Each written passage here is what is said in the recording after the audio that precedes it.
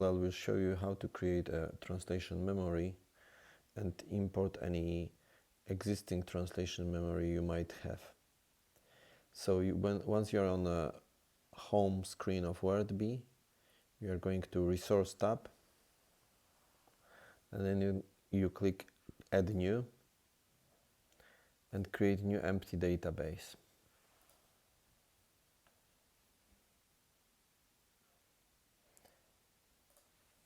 Then you select source language and target language or languages, and add a name of the translation memory and click Finish.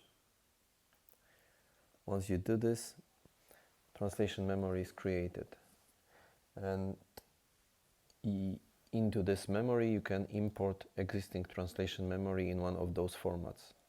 For this tutorial I have prepared a TMX file which I'm going to import into this translation memory. So I click here, I go to select my TMX file. Once it is uploaded, I click Next, and then I click Finish.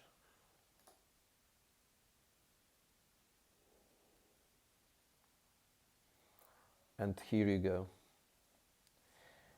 There's also one language added to this translation memory, since my TMX file also contained Czech language in the translation memory, hence it was added here. Another even simpler option to create new translation memory from existing TMX is just to click Translation Memories, Add New, and click Import New Translation Memory from File. Here you can just select, for example, TMX file immediately without creating a empty translation memory first. Then you click Next,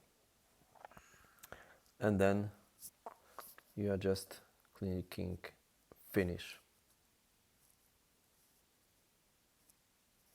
And here you go. Also, what is possible is that you can change which languages are gonna be considered as source language within your translation memory by this tick box. And that's it. That is so simple. Bye.